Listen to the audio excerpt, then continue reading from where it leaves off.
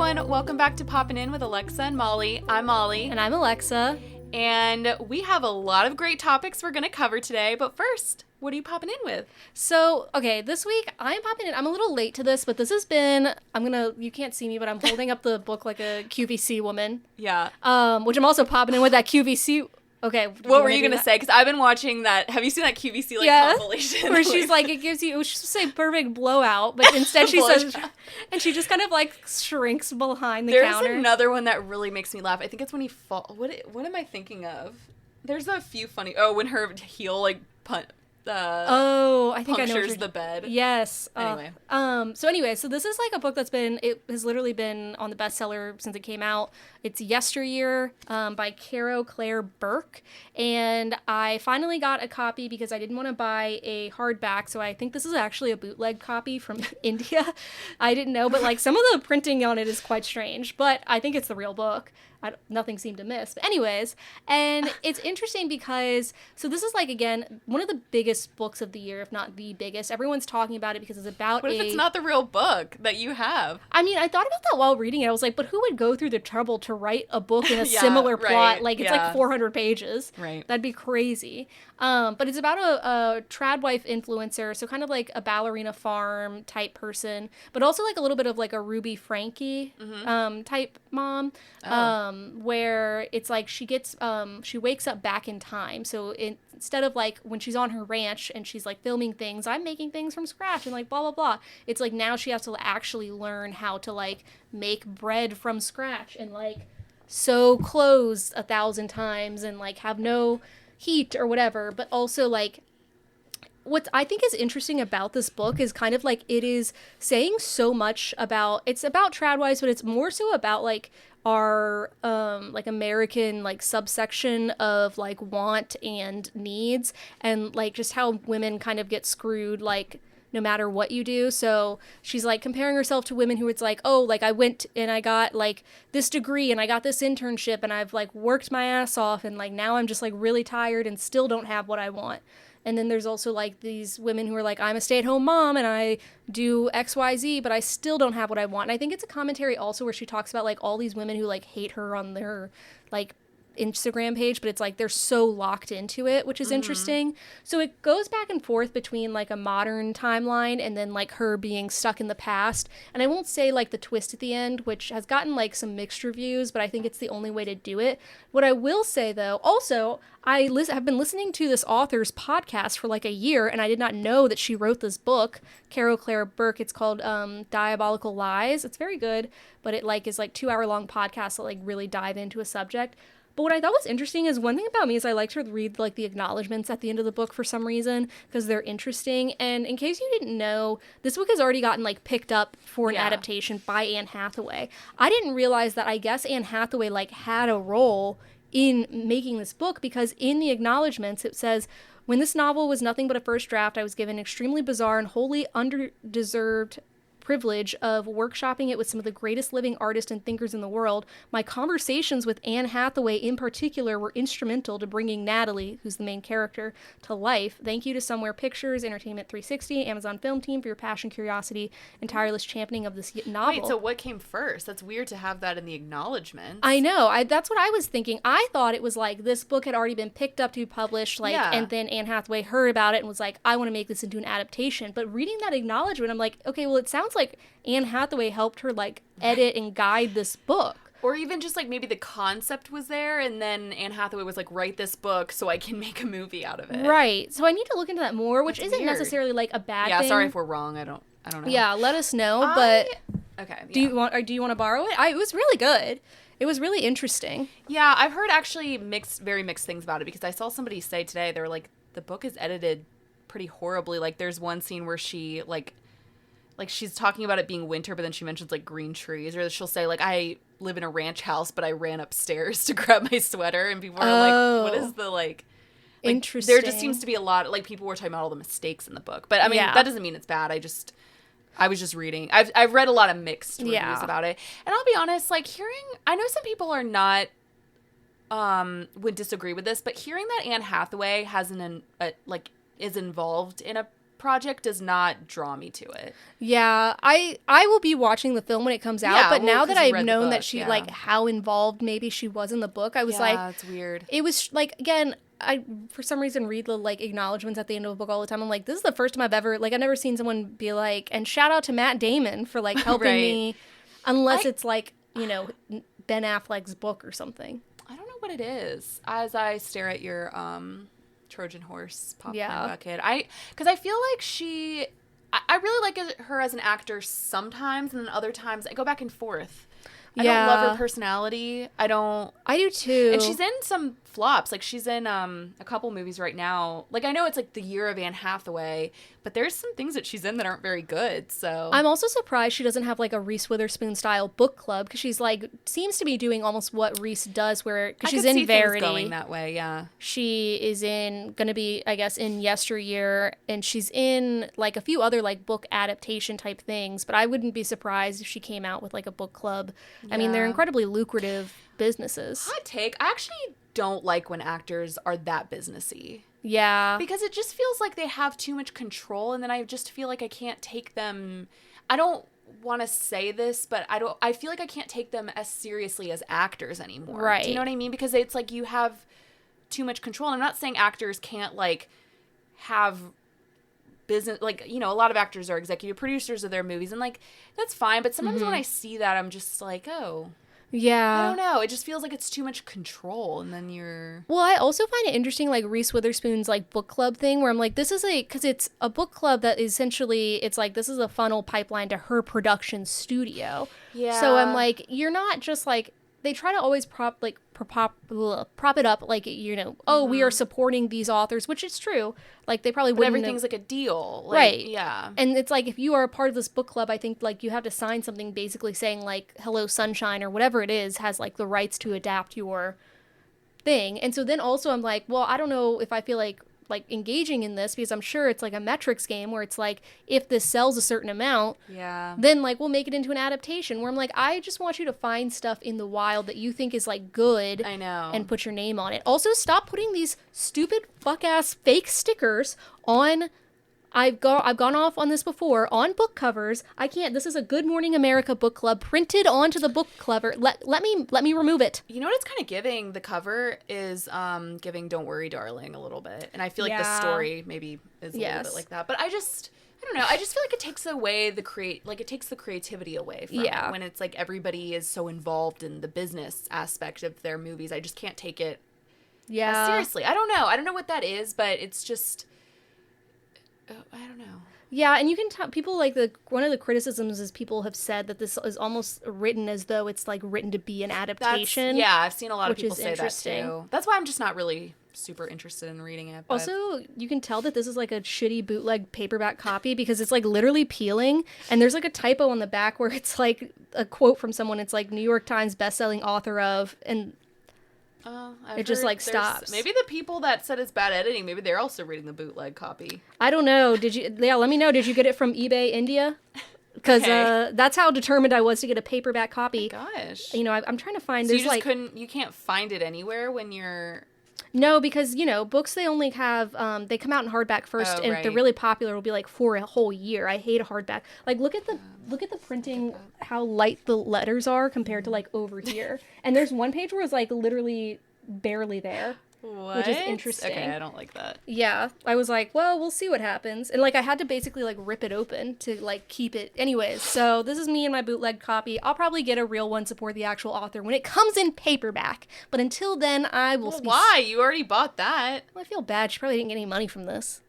I mean, she's probably fine. She's fine. Yeah, she's got Anne Hathaway. That's true. No. That's true. Don't. I'm cutting you off. Thank you. That's smart. Off. So anyways, yeah. Yeah. Well, thank you for sharing. Yeah. So, in other news of something we both watched. Yeah. I watched it rather quickly. I watched it like quickly and then it was like I watched it slowly, then quick, then slow. I think Matthew and I watched the first 3 episodes in one sitting, and then because I think I wanted to catch up with you. Yeah, but we're talking about this. It's a new series on Netflix. It's actually not a new series. I think it came out last year. I think it's a BBC show, but it just came on Netflix recently. And I'll have something to say about iPlayer when we get to a different topic. But it came out on BBC iPlayer. It's like they're like, and you can't if you're not a UK citizen, you can't access that content. Wow. I got some thoughts. Anyways. But we're talking about the series called The Bombing of Pan Am 103. And it's a 6-part British series starring Connor Swindles and... Is that how you say his name? I think so, which I didn't realize for a long time. Yeah, now saying it out loud makes me uncomfortable. I'm worried I'm saying it wrong. And I hope so. I'm not because I love you. Yeah. Yeah, we love you. And also Merritt Wever, who I also love. I love you. And there were other people in it as well, especially a lot of like recognizable British people. For example, Phyllis Logan, who plays Mrs. Hughes on Downton Abbey. She was in it. A couple of Outlander actors too, because it takes place in Scotland. Yeah, I mean, I don't watch Outlander, but when I was looking up people, I was like, oh, there's a lot of Outlander people. Yeah. But I will say what drew me to this show was Connor Swindles. Again, so sorry if I'm saying your name wrong. I've never like said it out loud before, and now I'm like self-conscious that I'm saying it wrong. And Merritt Wever, who just like is incredible. I saw a funny, the meme from, I think it's from that movie Friendship, where Tim Robinson is like, there's a new Marvel movie out today, or this week, supposed to be really good. That's like how I am with Merritt Wever, where it's like there's a new Merritt Wever series out that's supposed to be pretty good. I will say, though, this is maybe my least favorite role of hers, but we'll get into it. I have the same thought. Yeah. And I think I have a least favorite role of hers, but this was... Oh, interesting. I thought her acting was very good. I had another issue. Also, hair looked beautiful. Yeah. I thought she looked really pretty. And there was some crazy hair in the show because it takes place in like the early 80s. There was some strong wig game going on. Yeah. And I will get into that as well. But just to like get into the plot a little bit, if you don't know, which I really did not know much about this. I had never heard of it. I'm going to be honest. Event. Yeah. And I think, there's so the show is about the 1988 bombing of Pan Am Flight 103. It was the deadliest terrorist attack in British history and like one of the deadliest in European history. And it was flying, so the plane was flying from London to New York carrying 243 passengers and 16 crew, and it crashed, killing everyone on board while flying over Lockerbie, which is a Scottish town. Yeah. And so it killed 11 residents there, and so there were like 270 fatalities. And so the show basically follows 2 investigations by the British and U.S. governments over the course of, like, I think 10 years. Yeah. Up until the trial in 2001. But so we both watched this show. And I would say the show, like, if you're looking for something really fast-paced, this is maybe not the show for you. Because it really shows a lot of details of the investigation, how the clues like all kind of lead to the next one. And so it is like a very, I would call it a slow moving show, yet at the same time very like gripping. Right. And then it just like kind of, so it follows the investigations, and then also just like the impact that this event had on the town of Lockerbie. Right. And but it kept me really not entertained, but it kept me really wanting to watch the next episode. Like I said, we watched like 3 episodes in one sitting, and it's 6 episodes, so it seems slow, but it is like fast to get through, I would say. Yeah. And I think like what really drew me in, like the last 2 episodes were kind of like a bit like the slowest part for me, because what drew me in was actually like the investigative, like detailed process, because you think about like it's 1988, so like they have some technology, but obviously like nothing that we have now. And so it's like the way they have to sort through, I think it's like 88 miles of debris to find clues. And you're thinking like, to me, I thought like, okay, it was a bomb in a suitcase. I would think it's everything related to that would be absolutely destroyed. But like they literally find it's like a tag on a pair of like shorts or whatever that like they then can track down to like the short company or whatever. And they can figure out like based on like the amount of how it's like been, the way it's been destroyed. They're like, well, this was likely in the suitcase with the bomb, which I'm like, that is so crazy. It's crazy. And I think it's interesting because it goes back and forth too of like, there's almost like this very like clinical, like investigative side, but then they also show you like the people involved. And I think the jurisdictional like questions is really interesting because there was 121 countries represented on the flight. And like you said, it left London, but it fell, it was like the Over bomb, Scotland. Scotland, and also it was going to New York. Yes, and just like seeing how these different jurisdictions and like entities like interact with each other, where like you can tell like the Scottish investigators are like telling the CIA like, well, we've told you everything, you're clearly not telling us, and then the CIA will tell them everything, but the FBI isn't telling the CIA everything. I kind of jokingly said to Matthew, not that it's a joke, but I was like, this really is about the power of like working together and like not friendship, but just like unity. Yeah, because all these governments had to like learn how to work together on this, and I think that was sort of the I don't know, it was and one thing that really stood out to me, well, when I first heard about the show, I think a lot of the reviews, it's gotten very good reviews, but one of the strongest things that people were saying was that it's really respectful to the victims. Yeah. And I definitely, when I watched this, I really felt that way because like, first of all, I thought it was interesting, you never see the crash, and I think like they easily could have made it a disaster series where you show, or they really focus on the crash itself, but they show it like in the sky kind of, but you really don't see it. You see the aftermath of it, which is like very awful to watch, and then obviously all of the after, like, events following, but I did feel like it was very respectful of the victims and their stories, and they only focus on certain families, but one thing that, like, even, and like in the credits, they show, there's like a screen that they show with it's like in memory of all of the victims. And I was just shocked. I mean, I guess it was only 300 people on board, plus the, people in the town. But I just was like, oh my gosh, that's so many people. Right. And it shocked me. It's interesting because I don't think this was like the first time something had happened like this, but it definitely like... It was definitely the deadliest. Yeah, and I'll say, like, I'll be honest, I was born in 1995, so I feel like everything just gets overshadowed by 9/11, where again, I had never heard of this, so like that was one thing that kind of kept me wrapped, where I was just like, I also am like unraveling this mystery along with them. Like I don't know what happened. I don't know who it was. Which I think is really interesting. And I think also like the way that they talk about the families is fantastic, because like Merritt Weaver's character, I was kind of confused about what her role was, because she like works for the government but not really for the US government. And she's basically like working for like the rights of these like families and victims, whereas like the FBI, the CIA, whatever, they're just kind of like, we're just trying to solve the case, like they're not really thinking about the victims' families, which I think was interesting. And there's this line at the end where they're like meeting with one of the families, is like meeting, this isn't the end, this is like 3 episodes in, but with one of the Pan Am lawyers about like the lawsuit, and she's like, so based on like your son's that was crazy, how much he made, she was like, well, he mows lawn, so like we're prepared to offer like this amount, and the guy is like, my son is dead, like it's, and you can tell the lawyers are like, we have to think about this logically and not emotionally, and he's like, he's dead. And there was a scene that really got me also, where like Connor Swindle, I almost said Story. Connor Swindle is like going through the debris, and he finds this like child's shoe, and it like, it's interesting, like that has to be so hard going through all that debris and just like thinking like they'll find, it was around Christmas, so they like found like Christmas presents like that were supposed to be for someone, and it just is interesting. I think they also like really conveyed like the American versus like the Americans came in all like, like we're gonna solve this and like we're gonna be leading this case, and it's like the Scottish people, they're pretty on it. And it was very like, you could tell this was like a BBC show, because it wasn't like America was the villain of the story, but they were very much the obnoxious Americans coming in, whereas like the Scottish were like, they really, I feel like you felt more sympathetic towards them as character, not the victims, I mean like the government, like you felt more like, which honestly, like, I believe it, you know, like I'm like, I imagine that is how Americans Merritt Weaver's character was a little bit more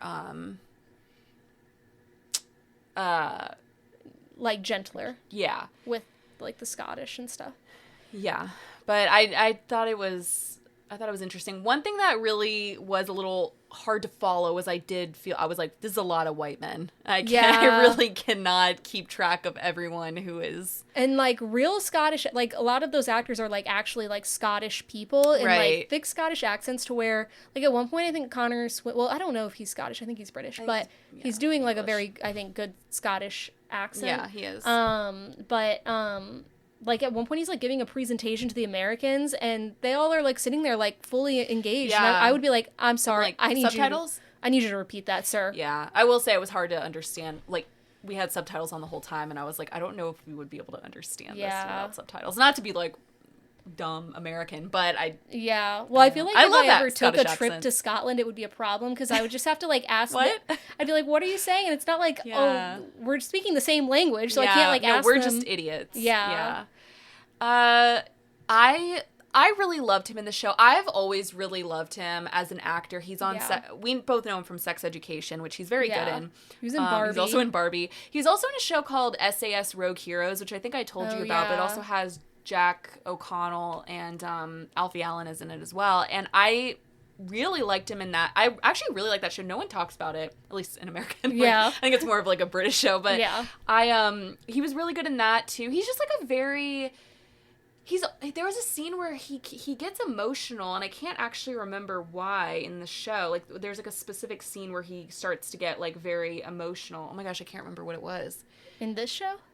Yeah, and it's just like such a good. Oh, it's when that when someone dies. And he he just has like a very good emotional face where it's like he's trying to hold it in.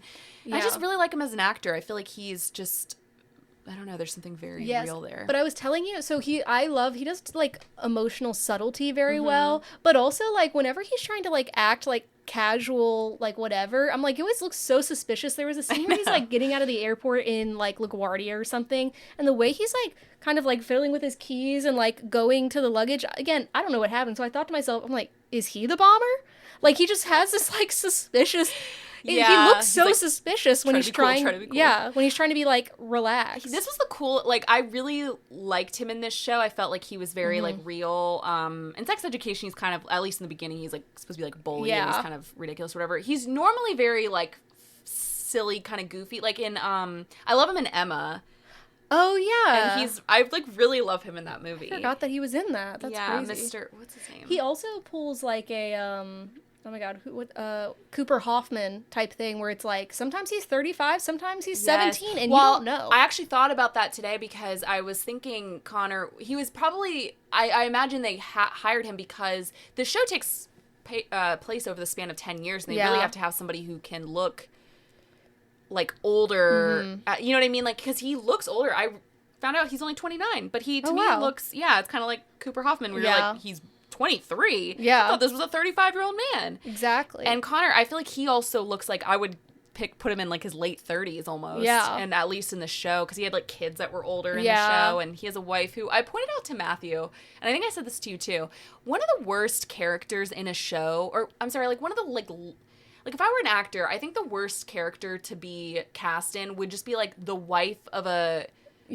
of like a main character who's like a, you know, some kind of law enforcement or, you know, something, you know, when you're watching a show about like a detective and it's like they go home and the wife character is only there in like the kitchen or the living room or the room or the bedroom. Like they're only there to serve a purpose of like showing that they have a home life. You know what I mean? Which I thought was interesting because they give her the line of, she's like, yeah, I know how this works. I used to be a police officer.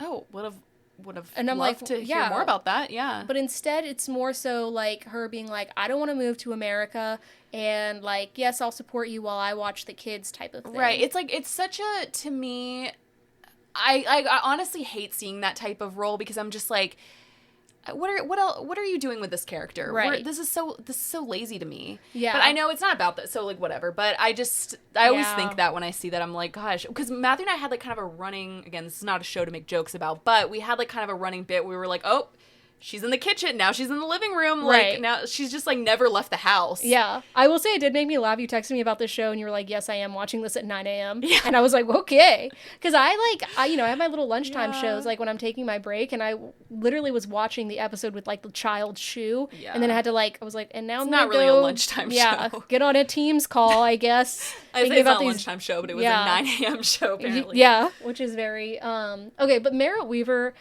okay, I love her as an actress. I do that too. accent That accent was had to crazy. go.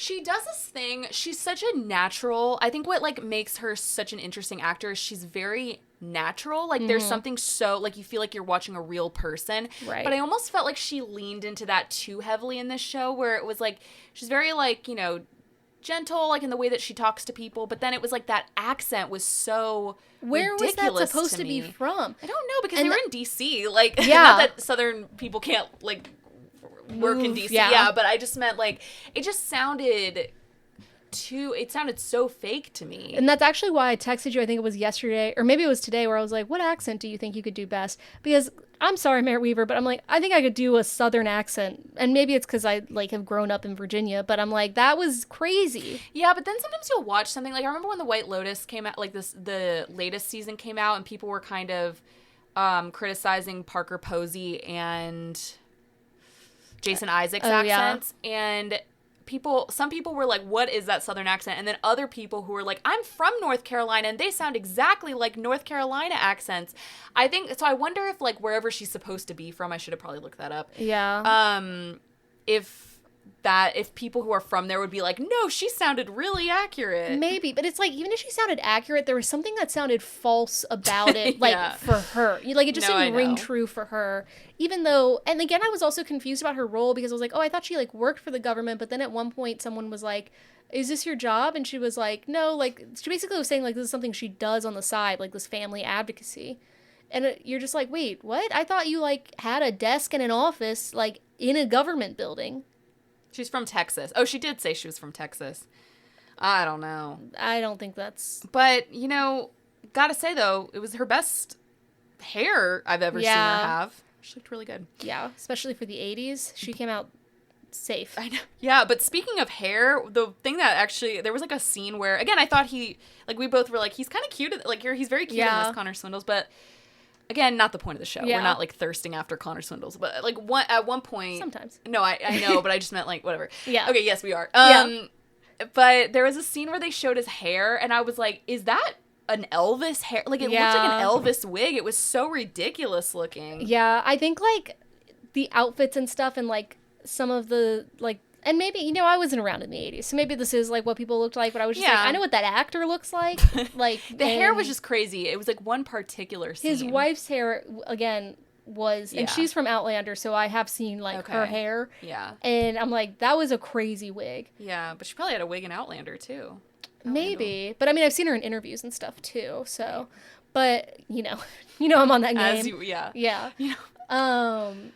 I just think it's interesting how towards the last two episodes I kind of was like a little bit more zoned out, because it was more like they were doing like the court and stuff, which is interesting, but like I don't know. But then when they were like, oh, it's been like 10 years, I was like, maybe this like drags on a little bit, because I was like, I can imagine feeling like what those families feel like, where they have had no closure for 10 years, and then they also, there's like in the beginning they do these like memorials for the victims over and over again, and there's one kid in town where Connor asks him basically like, why didn't you go to the memorial? And he says, how many times can you say goodbye? I was thinking that the whole time. I was like, they have had so many memorials. Yes, and it's like memorials and the court hearings and the trial, and it's like I feel like you're just like emotionally, never... that'd be emotionally just taxing. Over 10 years, like and maybe we're supposed to feel like that a little bit at the end. I don't know. I know. I would have actually appreciated maybe more of the victims being talked about. I feel like they only focused on really maybe like a total of 3 families, right? Right, because I think as like quote-unquote main characters. Yeah, and they did a thing that they do in a lot of these shows where they make the disclaimer of like a lot of like people who worked on this have been kind of molded together into one character, etc. Right. But they showed I would call it really like a docudrama, because they did show a lot of real clips from the news, which I thought was interesting.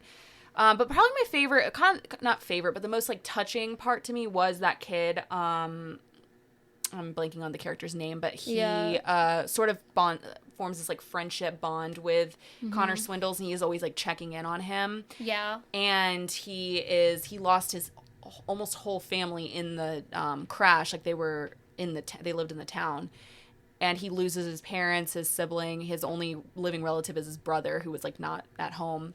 Yeah. And Connor Swindles like forms like a bond with him kind of, and like is always like checking in on him and stuff.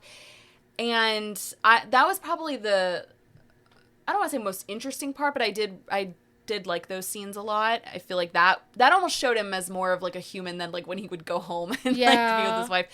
Well, I think like also with some of the family stuff, it was almost like a little too heavy-handed emotionally, where I was like, it happened around Christmas time, and the first couple of episodes, like, they were just heavy on the, like, Christmas. Well, it would be awful. It was right before Christmas. Well, yes, that is awful, but I was like, I feel like there's a way to do this as a, like, it is emotional in and of itself to, like, convey these stories without being like, and it was Christmas. And here's like, another tree lighting. Yeah. No, I understand that. Yeah, it was very good. It was interesting, and I think it's also probably because it seems like they wanted to focus the show on, like, the actual, like, logistics of solving this, like, definitely. And not maybe, again, if you're looking for a show about a disaster, like a disaster show, like, I wouldn't say this is the show. This is really heavy on just the details of the investigation. Right. So it's not, I don't want to call it slow paced, but it is slower paced. Right. Yes. I mean, I would recommend it, but also, like, not on your lunch break. Maybe at 9 a.m. Maybe at 9 a.m. Yeah. So I'm curious, Molly, like, for you, if you had to think of, like, a, like, dramatized, like, kind of news headliner story from, like, what do you want to see? Does that make sense? No, it does. I think, like, a news event, a real life news event that I would want to see a series out of. The thing is, so I was having this conversation with Matthew while we were watching it, and I just said to him, like, I'm surprised that there hasn't been, like, a series about 9/11 as an event, like, you know, as the event.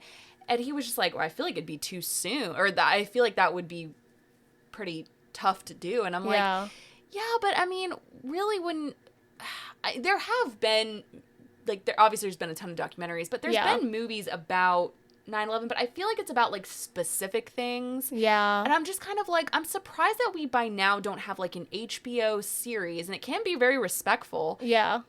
About, like, the whole event. You know what I mean? I was actually thinking about this earlier because we had talked about it the other day, and I would love to see, honestly, like in the style of The Wire, where it's like every season focuses on a different thing, except instead of The Wire, it's kind of like a propelling, like, forward. Yeah. This would be like, okay, we are starting season 1, we're starting about, like, the journalism coverage. Season 2, we're starting about, like, the airplane coverage. Like, there's season so 3, much to cover. And I say this too about, this is not the same, but I say this about, like, the Bible. I'm like, it's crazy to me that they don't have, like, a series about that. I'm not talking about, like, like, the 10 Commandments. Well, I just mean, like, why isn't there just, like, a series? Because there's so much to cover. Yeah. And again, I don't want, like, a religious show. I just mean, like, covering. Yeah. Do you know like what I mean? A Game of Thrones style, the Bible. Because, I think about that a lot too. Brutal and like it would go hard. Yeah, it would go really hard. And they always, instead they have, like, they make it like, I know it's the Bible, but then it's, like, overly Christian, you know? Exactly. Where I'm like, well, I'm not at church. And they've got the guy that plays Jesus, who thinks he's actually Jesus, doing, like, these, like, things. And he's always white.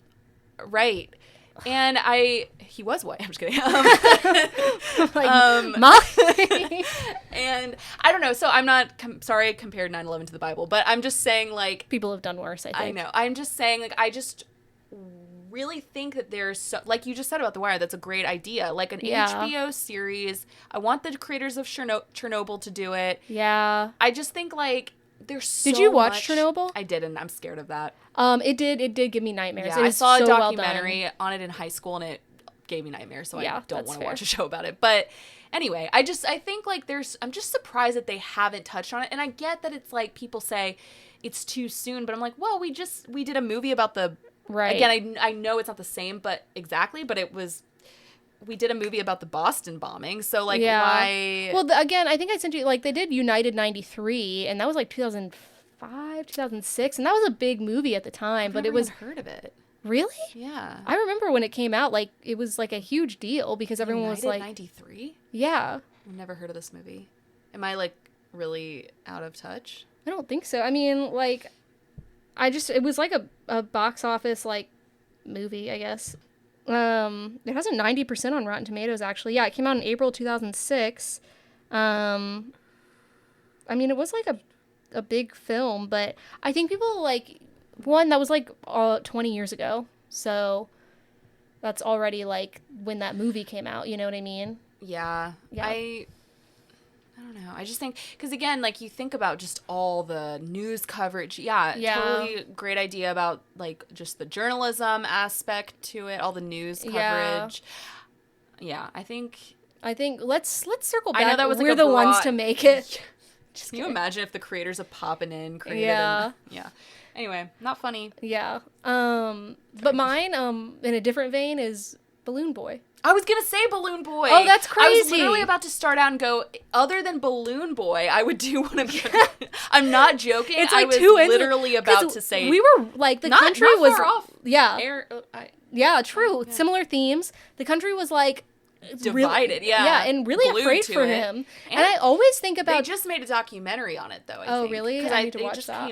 It just came up again recently. It always made me think of also... Do you remember Moody's Point on the Amanda Show?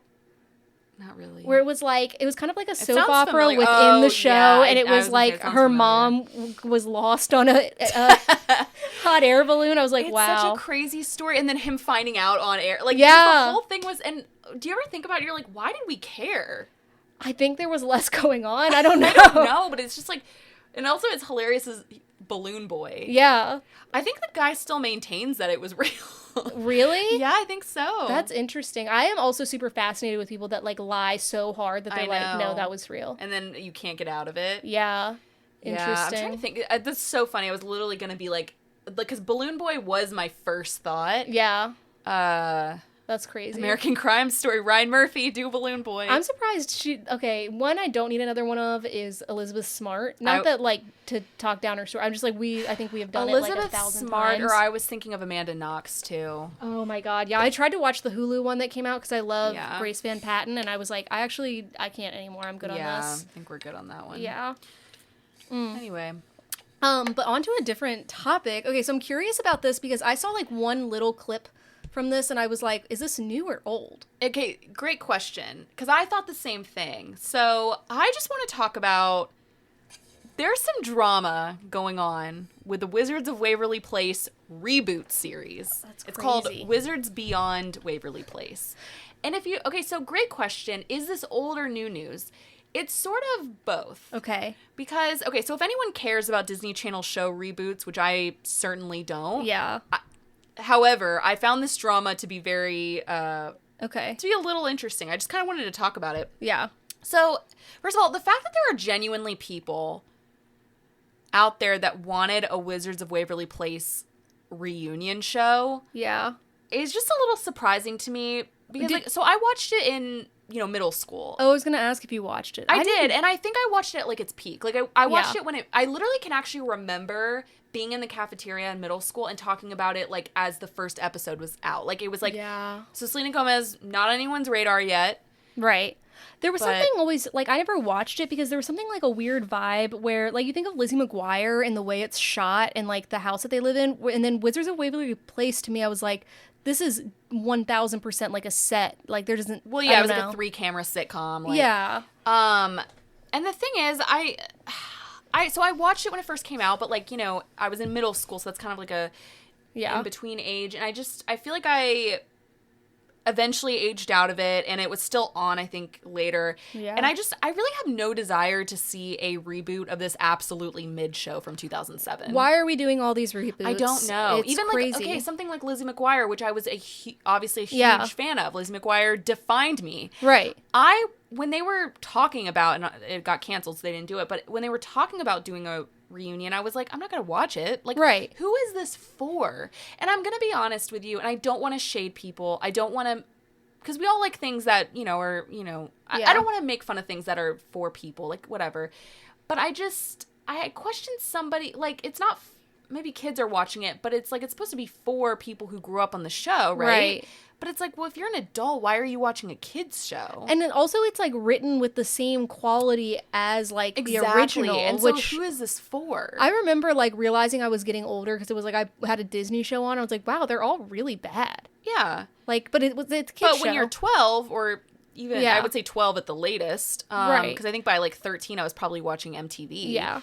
But when you're, like, a child/tween. Yeah.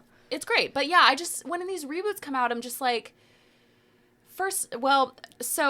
Yeah, just sorry. to kind of go into it, and so in 2024, this show got its like nostalgia reboot. So, which I didn't realize how long ago this year, which only 2 years ago, but I just didn't even realize how long ago this show came out. So it's already this is its third season that just came out this year. Yes. Is Selena Gomez in it? Yes. So she's in it a little bit.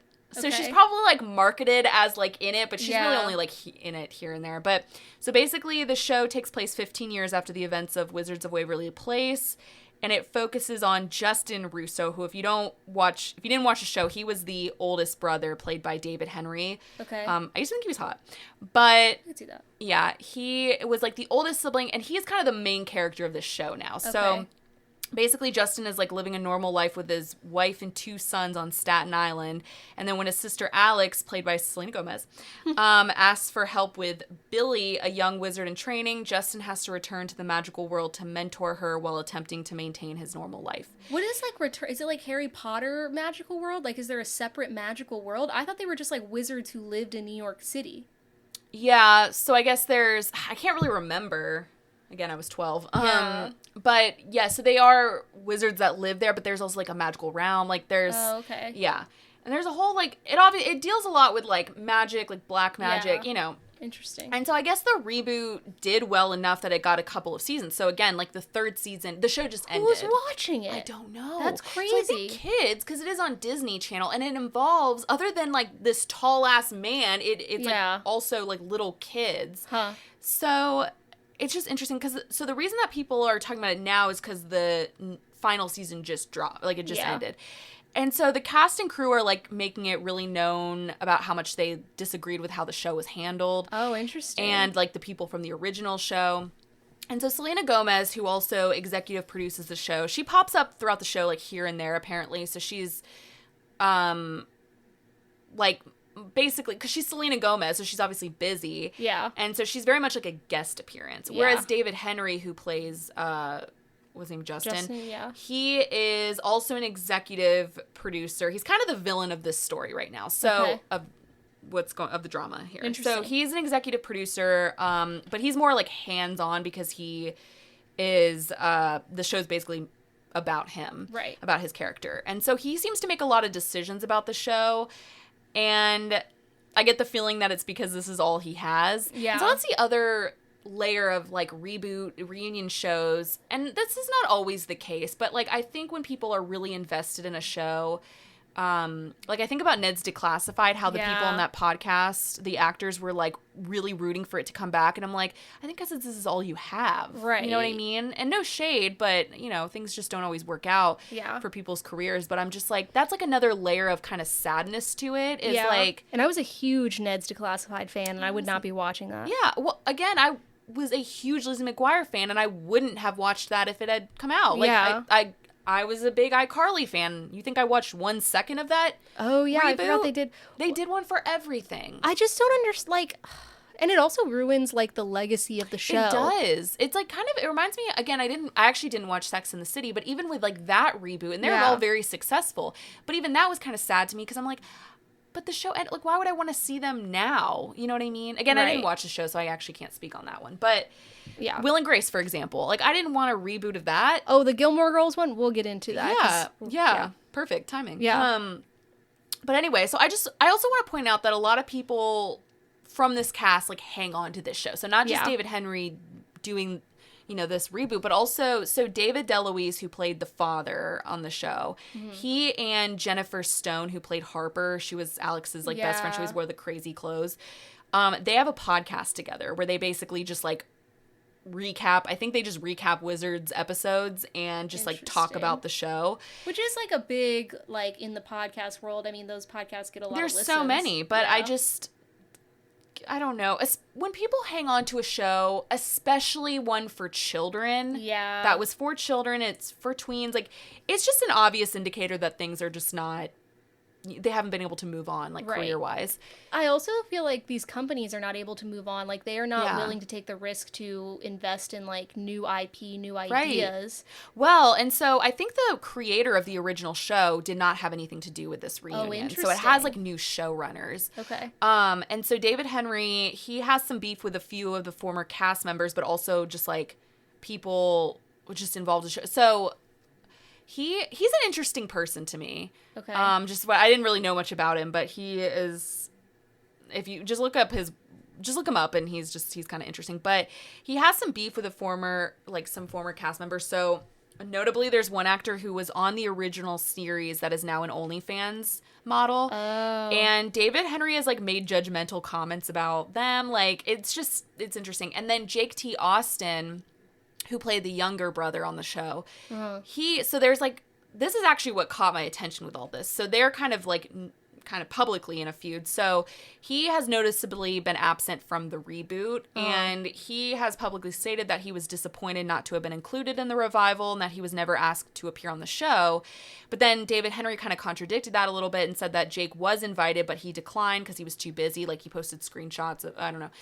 And Jake then recently posted a thing on his Instagram story, basically in response, saying that from his perspective, in 2020, he was first told about the show as, like, a continuation of the series, and that he only heard about the spinoff. I guess then, like, it just never came up again. Yeah. And then he only found out about the spinoff Reboot in 2024 when it was announced to the media. Oh, and okay. so he said he was the only member of the Russo family who was not invited to make a cameo or visit the set by the end of season 1. And then in 2025, he received a DM from David asking if he would be interested in returning to the show. But by that point, he felt dismissed. And he said, I felt like the OG Wizards cast should have been involved. It's just funny. I felt like the OG Wizards cast should have been involved from the beginning, not just randomly appear for an episode or two, so I passed. Yeah. And then one of the showrunners also said that David Henry is correct, like that Jake was asked to come back by multiple people. So it sounds like he was asked, but he just was like, I was asked too late. You know? Again, we're talking about grown adults. Sorry, but, like, grown adults coming back to a children's show about wizards. Right. Like, it's not that serious. I understand that it was, like, big to them, and it meant a lot to kids. I mean, it was it was obviously a very famous, big show. But again, we're, like, just, like, can we just move on? Like, I don't know. And so, anyway, it's just kind of unclear what really happened there, but either way, there's just, like, clearly a lot of disagreements on how the show was handled. And so then David DeLuise tweeted, again, that he's the one who plays the dad. Yeah. He tweeted that the show would not be over if the OG Wizards were really there. Missed opportunity. And then Jennifer Stone, so she's in the final season, but she was not in the first 2 seasons. Which one is she in? The friend? She's the friend. Okay. What's that? A hat. Crazy. Did you ever watch the show? No. Oh my gosh. That's why I was like... The only thing I, like, really can fully remember from the show is, like, she and Selena Gomez did this, like, song where they were, like, it made no sense, but if they saw, like, somebody wearing a hat, they'd be like, what's that? A hat. Crazy, funky, junky hat, overslept, hair and slightly, trying to look like Keira Knightley. We've been there, we done that, we see right through your funky hat. Wow, that's really... I think you actually have done this on the pod before, and I, like, kind of went on. I was like, yeah. No follow-ups? No, yeah. No follow-up questions? Yeah. I was like, absolutely, I know what you're talking about. So she posted a video saying that she mourned that she was not going to be in the reboot for the first 2 seasons, and that David Henry said, he told her, to be honest, Selena kind of pops in and out, and keep in mind, she plays Alex's best friend. And so it doesn't make sense for her to be in the show. And I have 2 thoughts about that. I'm like, doesn't make sense. It is a show about wizards, so I guess nothing makes sense. But also, he's right. Like, if she is only Alex's friend, so she's in the family. So if Alex is barely in the show. Right. If the little brother isn't in the show, then it's like... And so she went on to be like, come on, we can kind of make it make sense. To be why fair, are you doing this in public? Yeah, like, right, she made, like, a video. I think she was like responding to something, but still, I'm just like, okay, yeah, you could have made it work, but also, like, it wouldn't make sense if you were only friends with her. But also, again, it is a show about wizards. I guess you could make anything work. Yeah. But it'd be like in the Full House reboot. Also, didn't watch it except for the first episode. Right. In the Full House reboot, like, Kimmy, that'd be like if none of the family was there. If like DJ wasn't on the show, but Kimmy Gibbler was. Right. Like, it'd be like, what? Wow, Kimmy Gibbler. What a name. I know. They really did her dirty with that one. So it's like, and it's not only criticism from former cast members, but also just like the audience in general. So like people have been kind of commenting on just inconsistent, like things, I guess when the show ended, people were mad about unresolved plots. And so also people were talking about there's maybe some racist undertones to the show. Really? So there's a character, there's a whole plot where a character named Damien, who is black, he's introduced in prison clothing.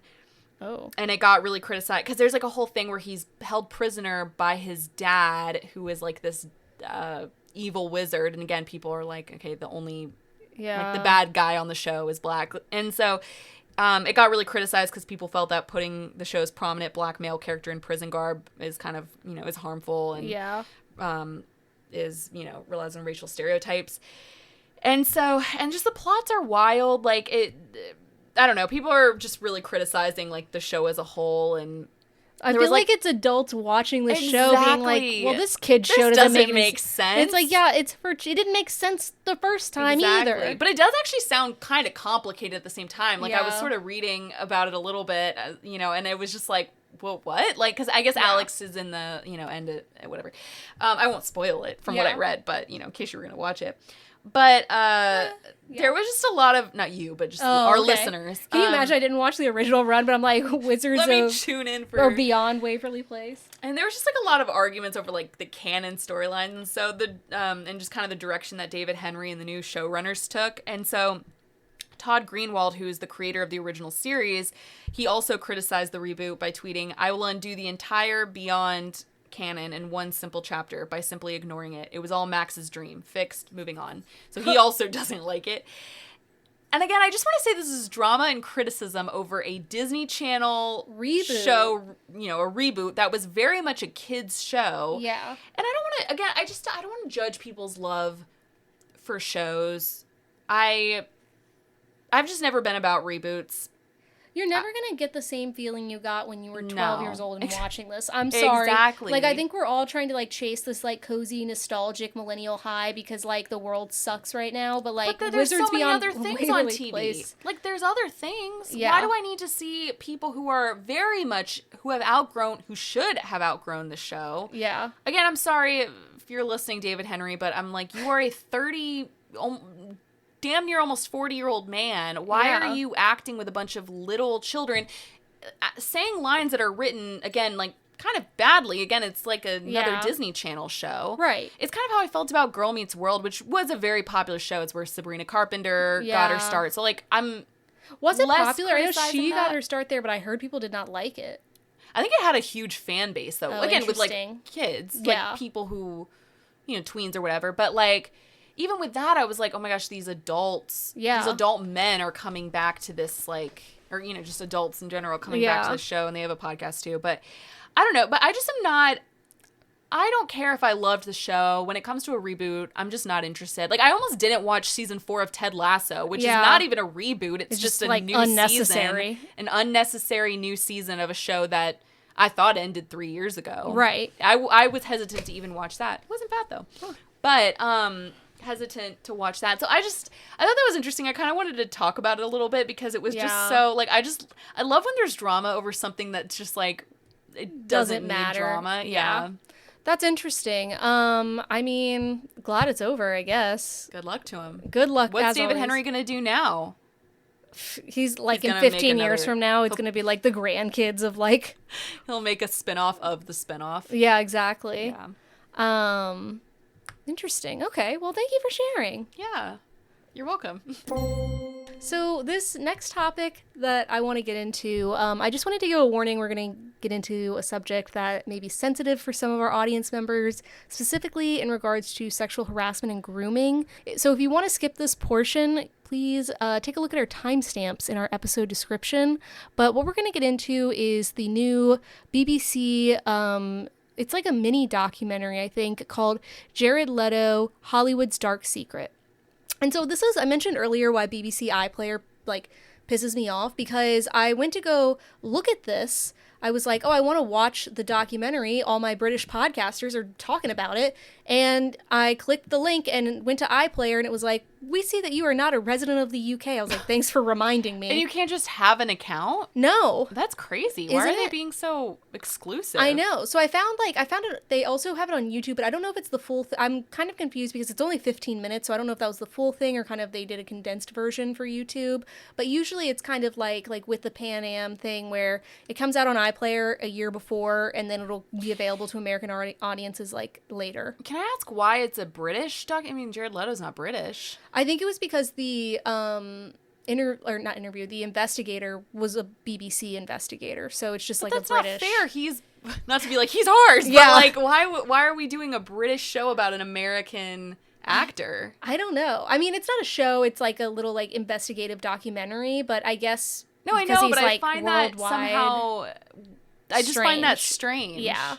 So, if you don't know, like, this is not Jared Leto's, like, first time in the spotlight with, like, sexual harassment. But this one kind of, like, gets a little bit more into it. But, like, I think it was last year, there was an article that came out kind of that depicted, I think it was, like, 10 women at the time of their stories about how he basically had groomed them from a young age. But, again, this is, like, not the first time we've heard of Jared Leto being a shitty person. Like, as far back as 2005, New York Post was running gossip columns where they were talking about him, like, aggressively pursuing underage girls. And in 2018, Dylan Sprouse even made a comment with director James Gunn where they were kind of like trading jokes about like Jared Leto's like interest in teenage girls. Yeah, they were like, one of them said something like, oh, I'm something about girls being 18, and then the other one was like, oh, he goes older than 18, or like It was like something about like their it was like it was like a loud secret. Yes, which is always like so allowed in Hollywood, and it's so frustrating to hear about where it's just like, oh, this was going on for a long time. Also, Jared Leto is like a freak in general. Like he mailed a rat to, what was it? Margot Robbie. When Suicide Squad. Yeah, he also like him and his band have this like weird cult thing that they run, which is strange. Which people were like, well, they uncovered that it wasn't actually a legit cult, and it's like, I don't care. The fact that he even promoted it like that is just, to me, I'm sure all it was to just have sex with women. Like that's the only thing I can see from that. Right. I actually, he's one of those people where it's like, how is he even still working? Because it's not even like a kept secret. He just seems like a creep to me. Exactly. And it's not even, so that article came out last year in the Airmail. Elena Clavarino, I hope I said that right. She was the investigative journalist who spoke with 9 women who claimed that Leto, he engaged in sexual explicit like telephone conversations, exposed himself to them, like various forms of sexual harassment. And yet that came out, and Jared Leto, I think like him and his team just denied it. And yet he was in 2 like quote unquote big movies. They were both flops, but like Tron. Most of his movies now are flops. Right. He was in Tron, Ares, and then that lost like $130 million.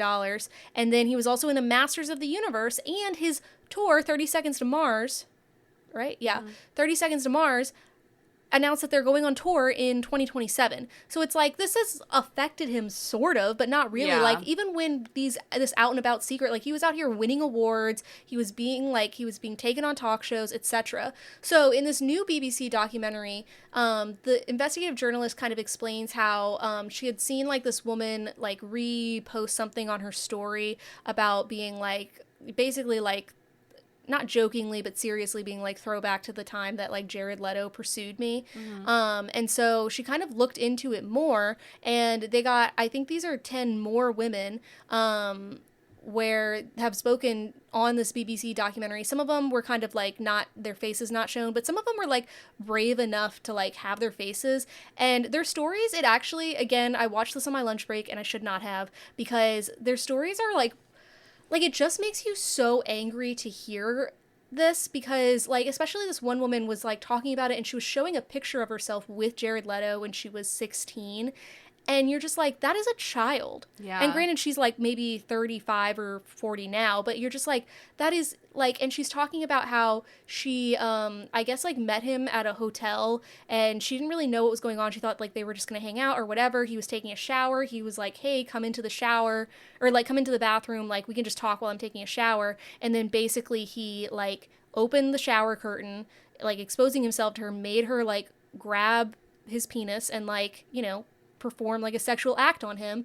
And like, again, 16 is not old enough to like have the awareness of like what you're supposed to do in this situation. Like he was like 30 years old at that point in time. And also when you're a teenager, like if you're a fan of them especially, you're gonna be like, oh my gosh, this man, like, right, you don't have that kind of thought process where he has every, yes, well, he has all the power, and then also he should just know, like, right, that's, and like, because I just say that because I know, like, the first thought is me, like, wow, why would she go into the hotel room with him? And it's like, right, because she was 16 and she's excited that, like, a band, you know, the leader yeah, of a band and somebody so famous is, like, paying her attention. and also, like, I really want, like, you, not, like, just you, but, like, listeners, put yourself in the mindset of your 16-year-old self and think about, like, what you know about the world and adults. Like, you kind of, like, trust adults to do the right thing unless you, like, you know, have had bad experiences before. Like, me at 16, I hadn't even kissed a boy yet, you know? So, like, I wouldn't know going into certain situations fully, like I was a child, you know? And I think, like, when we talk about these instances, like, I think we've talked about this before, it's really frustrating to hear people say, like, this is a pedophile, but people don't take it as seriously as if he, you know, it was 7-year-olds. Right. Which I get is a different thing, but it's like, this is a child. This is, like, a 15, 16-year-old, this is a child that he is like bringing into an unsafe situation. And so I think that is interesting. I think also one of the girls says it very well where she was talking about like how he would kind of go back and forth of like texting her and like saying all of these kind of sexual things. And like, she was like, oh, you know, I don't know about this. And I wrote down this quote because I thought it was like really good. But she said, you know, I had a really hard time putting boundaries up, but I was 16, so I shouldn't have had to. Yeah. And I'm like, exactly. So, one of the girls also says that Jared Leto threatened her with sexual assault when she was 19. And then another one also says that she had underage sex with the star in California, when she was 17, which would be classified as statutory rape. Like, they make that very clear in this documentary, and that he shrugged off a conversation about, like, the age of consent being 18. And she says basically in this documentary, she's like, you know, my dad is a cop, and he says, like, the age of consent is 18, and he's like, that's fine. And she's 17. And they also, I think, is interesting, they bring in, like, a couple of crew members, which I think is different than before, where they talk about, like, just kind of, again, this open secret, and he describes this story of, like, this girl's parents dropped her off, which is strange, one day where they were recording or hanging out or whatever, and he's one of the crew members. And she just basically comes in, she's maybe like 15 or 16, goes into a room with Jared Leto for like an hour. And then, like, when she comes out, he was like, it was very strange vibes. Like, we kind of all knew what was going on and what had happened. And then her parents came and picked her up and she left. And so I think and he did not show his face, rightly so, because I think it's, like, interesting to hear the perspective of not only Jared Leto doing this, but the people enabling him to do it. You know, like, for years, it's people, like, covering up secrets, like, just basically being like, oh, like, well, that's just Jared, you know, like, that's, like, just what he does. Like, we're not gonna really, and it's just, like, crazy to me, especially in this, like, post-Me Too world where, again, so, like, this came out, and it's, like, nothing is really gonna happen to him, which is frustrating, probably. And he basically said he didn't, like, he didn't respond to comment for this, but he said afterwards, quote, I have never sexually assaulted anyone in my life. These claims are absolutely and categorically false. But again, so this is, like, in addition to the 9 women from last year, then there's, like, another woman who said that she was groomed by him and that he abused his celebrity status by making repeated sexually explicit phone calls to her. And then, like, he would suggest that they should have sex. And then 4 other women also said they received strange sexual phone calls from him. And it's just interesting, like, again, it's just like, why are we doing this? Like, why are we, like, this is the third or fourth time that we're coming out and being like, hey, this guy has, like, a history of abusing these young women. And I mean, I guess I shouldn't, I mean, look at who, like, is our president right now. But it's like, okay, well, we really need to, like, change the culture. Like, it is about Jared Leto, but it's also not about Jared Leto. It's about, like, the culture overall, where we are just, like, enabling these powerful Hollywood men to, like, have sex with children. Yeah. Well, it reminds me, I don't mean to compare people, but, like, it's crazy, the story of him masturbating in front of people. Like, Louis C.K. got completely canceled. And I don't care if he's, like, even still working. He still has that hanging over his name. People still think of him as that. Yeah. He was accused of masturbating in front of women. Maybe it's just because he admitted to it. But he did that, and I think it sounds like Jared Leto has done, like, even more than that. And so it's crazy that he was, like, completely canceled, basically. Right. Again, he still works, but, like, that's, you know, he still has that reputation, and people still think of that with him. It's crazy that this has not just completely torn his life apart. But I think it is. I do think, like, after this, I think people are not going to, I think he'll be, like, persona non grata at this point. Like, he'll probably not really work, hopefully, anymore. But he's one of those people who, like, I'm hearing all this, and, like, it's not surprising to me that he's like this. Like, I've never liked this man. Like, every time I've seen him in an interview or just anything, I'm like, he has just the worst personality. Yes. And even when Suicide Squad came out, when he was, you know, people, you know, were fans of him, and people were very excited that he was playing Joker. Ended up, I mean, he was, like, the worst thing I've ever seen in my life. But when that came out, he sent a rat to Margot Robbie, which I think is creepy. You know, me, that would be, like, the worst thing ever. But also, he sent a used condom to Will Smith, and Will Smith was kind of like, okay, like, that's weird. That's harassment. Not okay. Yeah, again, it's things like that where I'm just like, what a absolute freak. Like, he not like, besides all of this horrible stuff, he just seems like a not great guy to me anyway. Right. Like, it's surprising to me that he even has fans. I've always felt like he just seems like he has the worst personality. Right. And also, like, he'll chalk that up to being like, I was a method actor, whatever. And people have been talking about this a lot lately, where they're like, you can't treat people like that. Notice, like, you never hear women being like, I'm a method actor, because, like, women don't, like, they don't need to do that. Like, and also I think it was Robert get away with that, by the way. Yeah, and they would be accused of being difficult to work with. Right, exactly. And I think it was Robert Pattinson who said, he was like, notice how no one is ever method acting for a nice person or, like, a good person. It's always like a horrific, like, to get in the mind of a crazy person. Right. And even Heath Ledger played Joker, obviously, and, like, he did a journal and sort of maybe stayed a little bit in character, but you hear nothing but, like, good things about him on the set. Like, people who worked with him were like, he was so gracious and was really kind. Right. Like, you don't have to be that. He wasn't throwing people off, holding people over buildings. Like, you know what I mean? Like, you don't have to, like, to me, Jared Leto is just, like, that classic, like, bullshit, like, just, like, actor. I just can't, like, just total actor brain, but not actually. I think he is talented. I mean, I thought he was, you know, there's some performances where obviously he's a good actor, but I just think he's just his personality to me and just who he is, I've just never gotten good vibes from him. And I also think, like, it's so strange because, again, like, the Me Too movement was, like, started in Hollywood, but I think part of, like, the reason his behavior is basically, like, excused for so long is because I feel like it's people like, I'm covering your back because you're going to cover mine, right? Yeah. Like, there's more people doing the same things as him. He just, like, got caught, but that's why it's like, well, like, I'm not going to take that seriously because I've done the same thing, which I think is interesting. Like, again, like, last week when we were talking about the John Galliano thing of his anti-Semitic rant, and now we're doing, like, a Met Gala, like,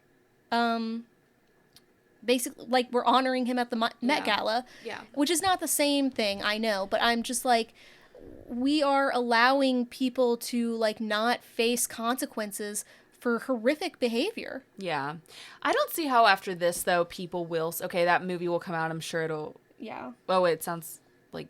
Does he have any movies coming out? I don't think so. Okay. Hopefully he never works again. Like, genuinely, I hope... And if he does, it'll be...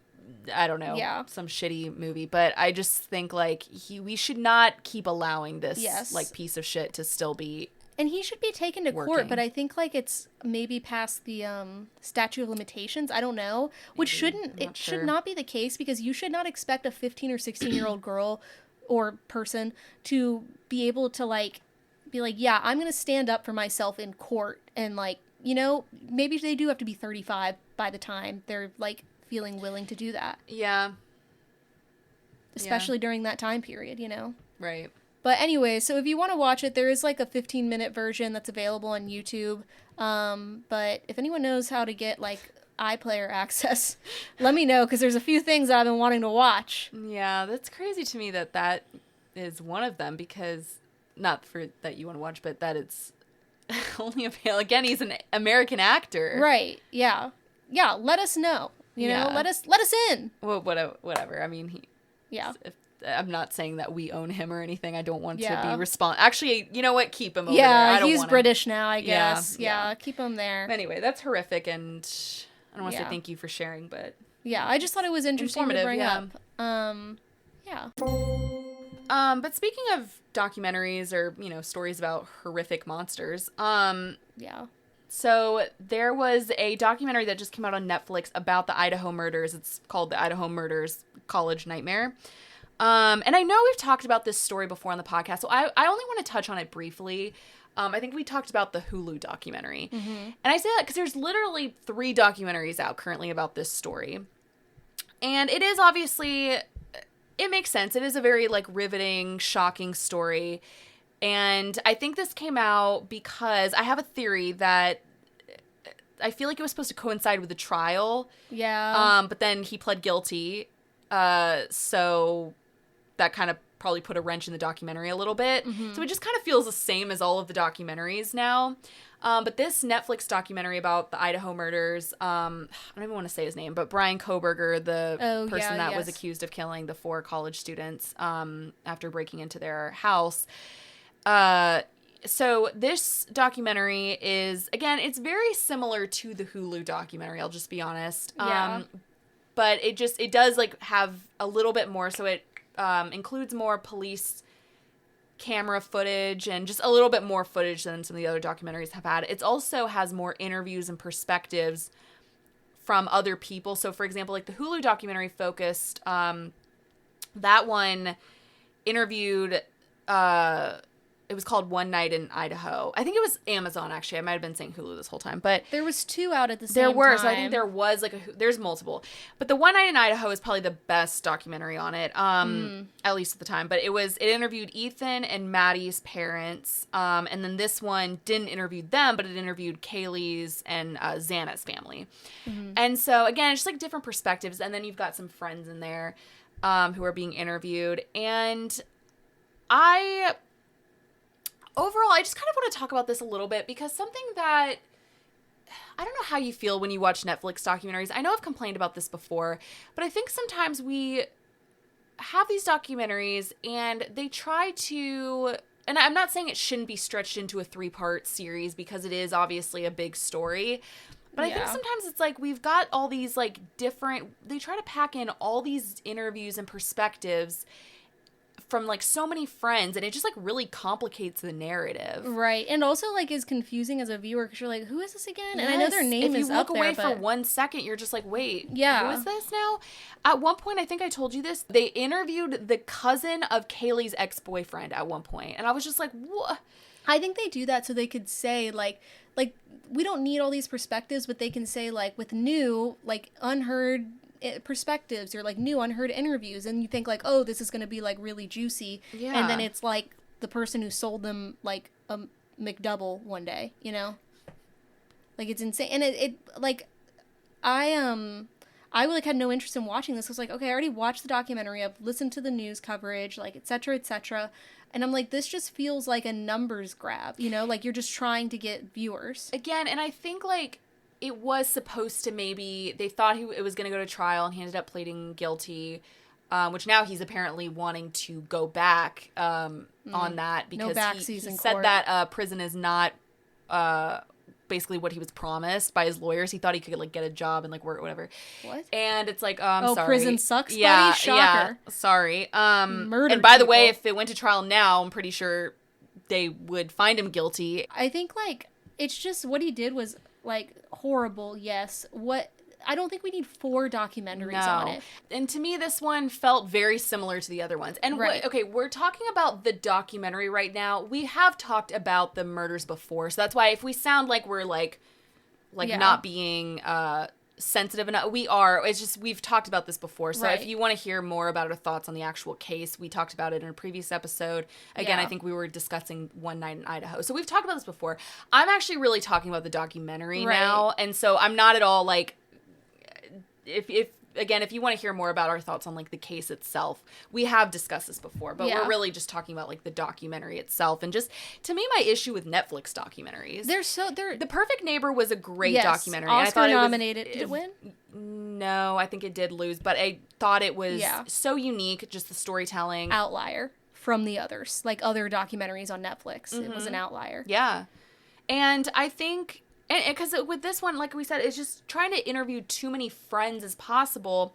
Like, one guy is being interviewed, and he literally goes, my bedroom was facing their house, and I could see all the girls standing outside crying, and I didn't go over there because I didn't want to be in the way. Right. And so he's talking about, and I'm like, okay, so why are we hearing from you right now? And I think he goes into a little bit more later, but it's just like, they just interview so many people, and they did that with the Mackenzie Shirilla documentary. I think it's called The Crash. I talked about it on here, too.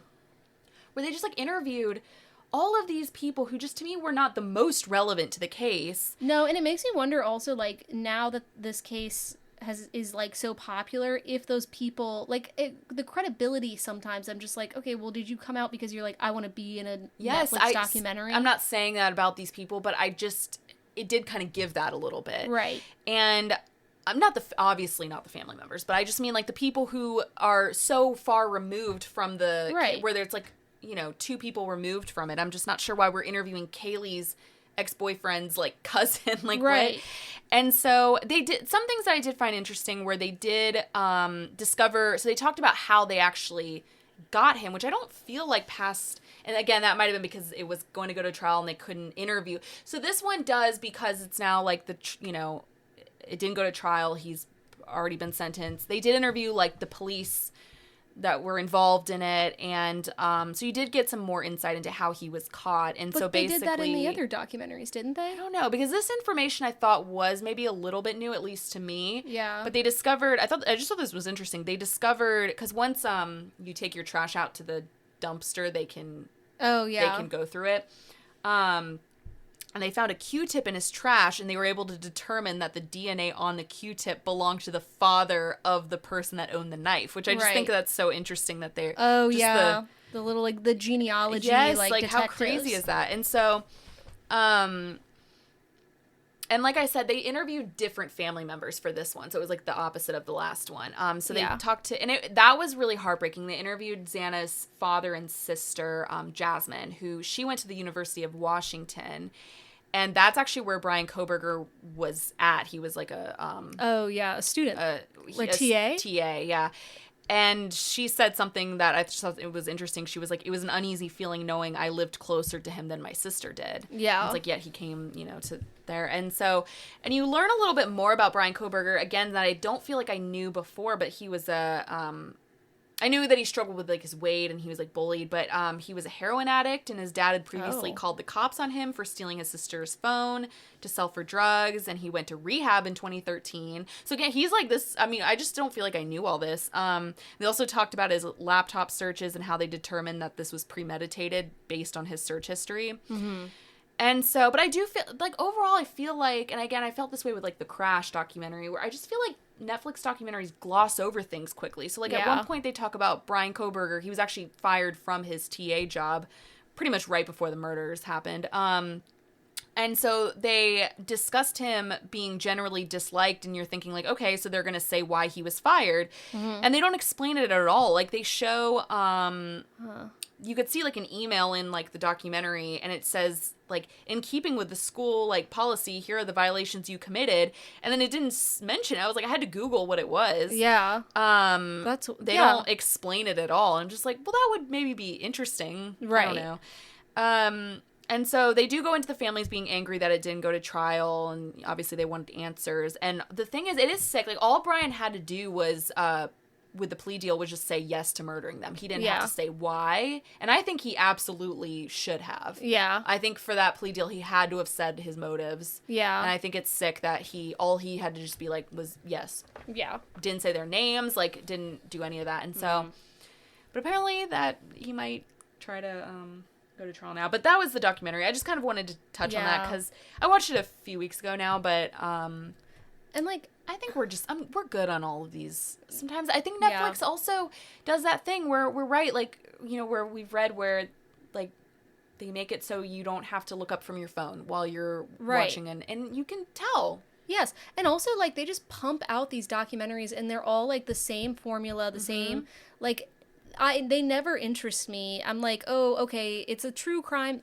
Like, it's not that like a murder doesn't interest me because they're real people and like a really awful thing has happened to them. Yeah. But in terms of like creating something actually like a documentary where I'm like, this is like you're putting like art and creativity into this, I'm like, not on Netflix, not seeing it, except again with the exception of the neighbor one. The Perfect Neighbor. The Perfect Neighbor, which was fantastic, but like that I was like that was unique. That was the true crime ones are just like, I'm like, okay, I get it. They're always like, you think it's this person, but really, let's talk to the person who like washes their car and they'll tell you a small detail. They're so like, removed. It's like too there's so many separations from it that I'm just like, why are we listening to your story right now? Like, there's a lot of people who knew them. Right. Who could interview, you know.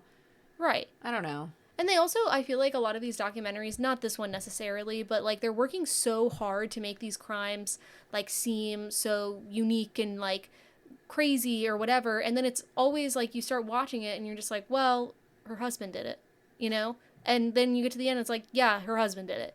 And it's just like, I don't know, maybe like I always think of when Chris showed me the OJ documentary, and like granted it's a very long, like Made in America, whatever it is, but I'm like, this was interesting because it gave me like historical context of like say something other than just what happened. And actually, I'm all for stories where you really don't know the story. Again, The Perfect Neighbor, I mean, it was a big news story at the time, but really not enough. I mean, I didn't really know all of the details. Whereas, like, they're coming out with documentaries now where it's just like, okay, yes, I know everything about I really don't know why I watched this new documentary. Yeah, I was kind of surprised you did. I think I just had a free day and I watched it. But it's just like, we know all these things. Let's do something on something that not a lot of people know about. Maybe like go into, okay, like what type of environment like created a guy like this, and like the kind of maybe like socioeconomic pressures around these certain things, and like. But that would just be a guessing game. That's the thing too. I was gonna say with this is like, we really don't have that much information. We don't know his motives. We don't know much about him as a person. And it's kind of like, okay, so then we really shouldn't be making a documentary, maybe. It feels exploitative. So I don't know. Like, whereas Made in America, you have so much background that you can, it's true. Such an important story, socially.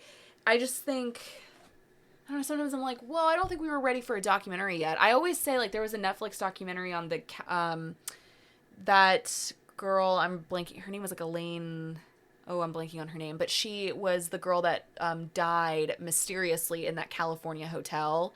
And it's a very fascinating story. It's very eerie and very scary. Yeah. They made like a multiple part documentary on this girl's story, and you don't know much about it because like it's kind of a mystery what happened. She ended up being found in like a tank in the hotel in LA. If you haven't heard of it, it's actually, I haven't heard of this. Yeah, it's quite scary. But they made a documentary on it, and they just like went so far into like all the theories, and they were interviewing, I'm sorry, but freaks on the internet who are like super invested in these stories. And I'm like, well, I don't think we need to be interviewing people who didn't even know her and are just guessing on what happened. It just feels like Netflix is like, okay, we've got to like pump stuff out. And I'm like, that's such a waste. Yeah. I mean, that's how I feel about a lot of their content in general. Like every now and then it's like, okay, that was good. And then I find out usually the things that I'm like, oh, that was good, was actually not like created and produced by Netflix, but just Netflix distributed it or whatever and put it as like a Netflix original or whatever. And I like put some care into the content that you're creating instead of just pumping it out. And you'll I'm get actually something. surprised the families even want to be part of it, to be honest. I mean, I guess, like, it keeps their children, like, their memory, but Yeah. at a certain point, kind of like with the Pan Am thing, it feels like, at what point are you going to get closure if you are still, like, I don't know. Yeah. Yeah. Yeah, that's all I had to say about that, though. Well, thank you for sharing. I mean, you're an expert on the topic now, I think. They'll interview you next. But anyways, so to get into a movie we both watched, and this is like, it came out like a little bit ago, but we didn't get to watch it. Shout out Cindy, let us watch it after she rented it. Oh yeah. It's Hokum. Yeah, we've been wanting to see this movie for a long time. It came out, was it earlier this year? Yeah, but it wasn't in theaters near us or something, I think. No, it was like, never is. Coming to a theater near you, my ass. Yeah, it's always these like, I wouldn't call it artsy, but just like, you know. Yeah. But it's one of those... Not huge movies. I feel like we have like a trio of horror this year where it's like Backrooms, Obsession, and then Hokum sometimes like gets thrown into that. Yeah, it's like Leviticus, Hokum. Still want to see Leviticus. Oh, what is that one? That's the one about the two boys. It's like basically like a conversion therapy horror movie, I think essentially. I've heard of that. We saw the preview and we were all like, we want to see this. But it's not playing anywhere, so you probably forgot about it. Yeah, probably. I would like to see it, though. But there's unique horror movies coming out. Yeah. Is like all we're saying. And I think there's like, I'm here for it. And I think Hokum isn't necessarily unique. It does kind of follow like a horror movie-esque thing, but in a way that's it's really enjoyable. I think the thing is, so basically it stars Adam Scott, and he is a writer who is like in an Irish middle of nowhere hotel, like literally in the middle of the woods, to spread his parents' ashes, I guess, which I don't think is explained super well. No. But anyways, and basically he gets kind of like involved in after, like he just comes across as like not a very nice guy. Yeah, he's such an asshole in the beginning, like comically so. Where I'm just like, why are you so mean? Right, and then he does like. Which Adam Scott does really well, actually. He actually plays a very mean person very well. Yeah, he does. Yeah, which is surprising because he like as a person he seems very nice. He just has that face. Well, when. I don't know if you watched Parks and Rec, but when they first introduced his character on the show, he was also kind of a dick. Oh, really? Yeah, but then became like lovable, nerdy, like whatever. Yeah. But he plays a dick really well. Yeah. So then after like certain events happen, he gets kind of involved in like this missing persons case where he's trying to help this guy who like lives in the woods solve it. And it's kind of like an Irish folk horror type of movie, with like haunted hotel rooms and like kind of mysterious things coming out. And there were certain times, like I would say like overall it was a fine movie. The vibe really is what like had me sad, and I kept thinking about the vibe because it's just like spooky ooky woods. Yes. Like there's a witch that you don't really like know that much about. The witch actually I found to be really scary. Yeah, I did too.